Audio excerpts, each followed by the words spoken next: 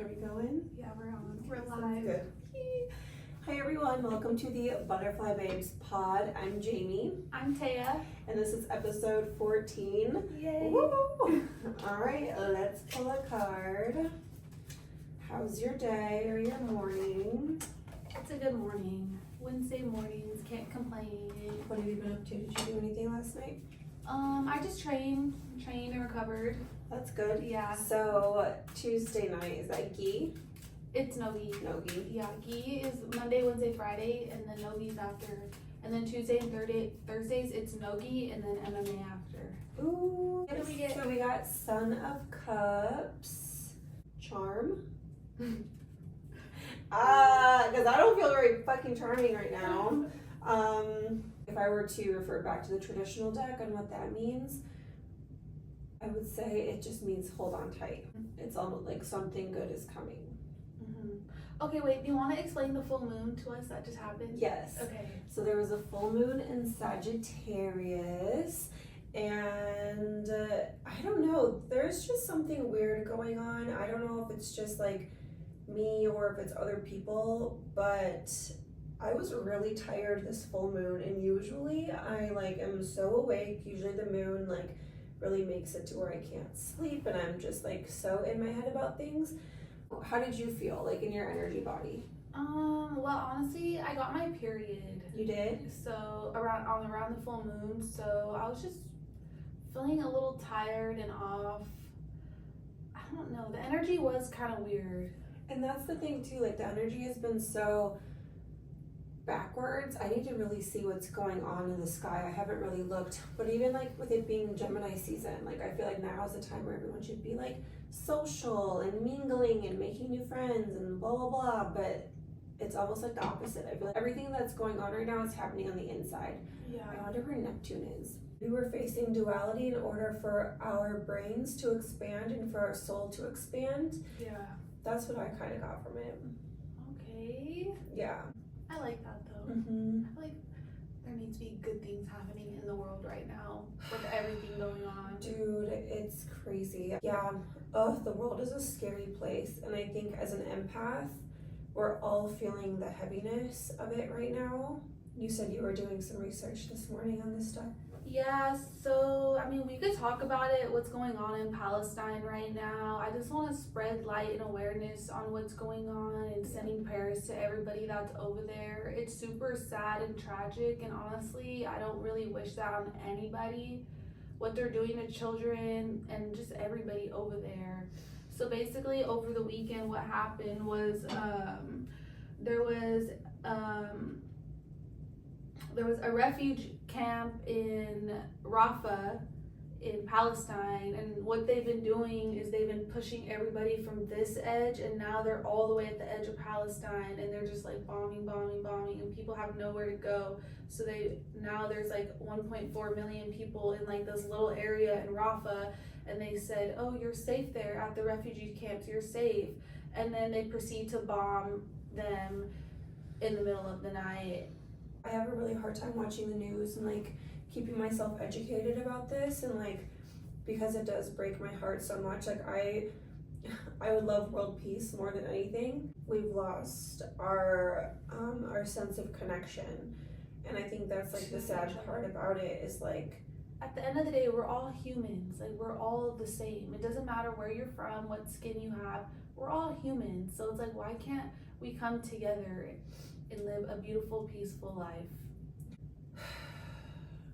Yeah, I think, and like that's the hard part about it too, is because like we're starseeds, we're empaths, like we see everything from a bigger perspective, and it does hurt our hearts when we know that like as humans we should be creating and making beautiful things, and we're so far removed. Like I said, like we're so distracted. Like everyone's like, ooh, AI, look at it, we're so technologically evolved, and it's like, but emotionally and like spiritually, we're not evolved. We're not evolved at all. Stupid ass mics. Sorry, we're having issues with our mics. Also, the UFC released a bunch of fights are set for Abu Dhabi. Like Mackenzie Dern is fighting this Mexican chick. Chito Vera is fighting Figueiredo, and Corey Sandhagen is fighting Umar, which is Khabib's cousin. And whoever wins that fight, I think, is gonna fight Sean next. Well, Sean's gonna probably beat Merab. Like, let's keep it real. Yeah. And then whoever wins that fight, Corey Sandhagen or Umar, might have to fight Sean next. So that's like a pretty cool card. And then Tony Ferguson is fighting Chiesa on that card as well. So it's August 3rd. So that one's gonna be in Abu Dhabi. So that one's gonna be another cool fight to look forward to. I know. I wonder who Kyler's gonna fight next with all that dumbass shit with. So have you heard of Craig Jones? You know who that is, right? The grappler. Yeah. So did you hear that he's starting his own like grappling tournament? There's like a war. He's going head to head with ADCC right now. So his tournament is on the same weekend as the ADCC tournament. Not the tournament in the world. So whoever wins. And it's a big thing right now because, okay, if you win ADCC, just the winners, right? And it's really hard to win that tournament. Just the winners get $10,000. But Craig Jones is thinking about the athletes who show up and put all this work, even like him, and he hasn't won that tournament, but he's a really high level athlete, grappler, one of the best in the world. Yeah. So for his athletes, just to show up, is you get 10,000. So just to show up, even if you lose, just to show up, you get 10,000, and the winner gets $1 million. Whoa! See, and they're donating money that goes to Palestine, to Gaza, and stuff like that, and they're having a nonprofit. That's cool. And a lot of the ADCC competitors are leaving ADCC and going to compete under them. Like, Fionn. She's one of the best grapplers in the world right now. She won ADCC last year. And if you win, you automatically get into the Worlds. But she left to go to Craig Jones's, and she won Nogi Worlds this year, and she's in my weight class too. That's cool. She won Nogi Worlds, she won Gi Worlds, and she's won ADCC. So she's like literally like the best grappler in the world right now. So she's leaving to go over there. Nikki Ryan is going over there, and a bunch of other high-level athletes are like leaving the ADCC to go over there. I think it's kind of cool to watch the sport of jiu-jitsu kind of evolve and make its own little stamp on like sports. And even my brother was asking me like, would you do that instead of ADCC? And I'm like, dude, yes. Like, imagine being an athlete and you put all this work and time and money and energy into training just to show up, and if you lose, you don't get anything out of it. There's so much sacrifice that goes into it too. Preparing, so. And I'm like, dude, James, any athlete would want to. And I'm like, James, I'm a world champion. Like, I didn't get anything out of that. I'm like, Dad had to pay money for me to compete. Like, I had to pay to So it's just like, of course, like, you're gonna. If you could get paid to do what you love to do, like, you're gonna go where the money's at. Yeah. And it's still a very like high level thing, and it's just crazy that he's literally going like toe to toe with like ADCC, because usually ADCC is like, what's his beef with ADCC? I don't think he has beef, but I just think he wants to like put fighters or jiu-jitsu athletes on, which is like super cool. So yeah, that's really important. I'm like really excited over that, because he was on the Joe Rogan pod, and then he was talking about all of it, and he literally brought on Joe Rogan's pod $1 million in cash. And Joe Rogan's like, I've never seen $1 million in cash before. Why did they do that? Just to like prove a point, so I'm like, that's pretty cool. That's pretty interesting. So, and it's crazy that it's like on the same exact weekend too. Yeah. So we'll see. Yeah. Jiu-jitsu athletes, like, it's not a main, like, it's becoming more mainstream, but these are still professional athletes. Like, me, like, training twice a day, like sometimes 4 to 5 hours a day, strength and conditioning, eating healthy, dieting, meditating, doing all this stuff. Like, you're literally a professional athlete, but you're not getting paid like one. But then you have these MLB players, baseballs, who just stand in the fucking grass and like look pretty and like throw the ball around and get paid millions. That always blows my mind too, and like football players and like all of these like baseball players, like how are they able to get paid so much? It's not even like a contact sport. They just have to stand in the fucking dust in the grass and like pick up. The only way to make money as a professional athlete in combat sports is like what, sponsors, and then like, and jiu-jitsu matches are way more entertaining to watch than baseball games. Much more entertaining. Oh my gosh, baseball's like the boringest most boring sport. Yeah, like literally. So so Yeah. Well, I think that's why, like, everybody just drinks at baseball games. Like, tailgating is a thing. At least, like, where I'm from, the Milwaukee Brewers, like, they made a rule that, like, you couldn't tailgate past, like, what, the fifth inning. Like, you had to go inside because people just wouldn't.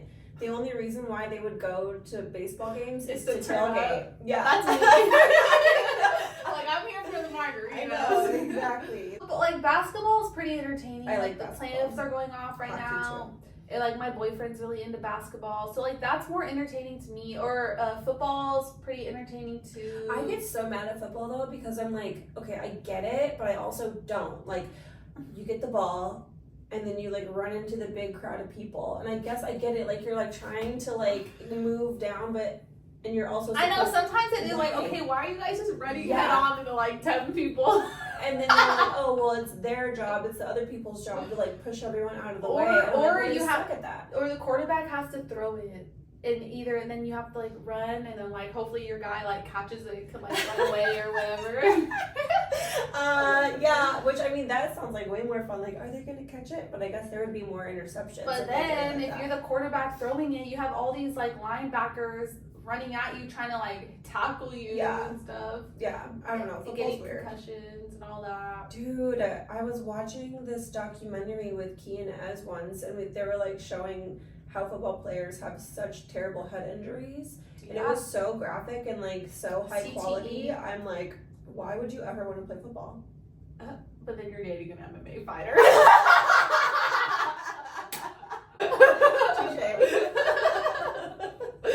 But I think MMA athletes have less concussions than boxing because there's a lot of grappling, and I think probably less than football too. Yeah. So that's better. Yeah. But like, you know, if you think about it, football is the only sport that like doesn't have a girl league.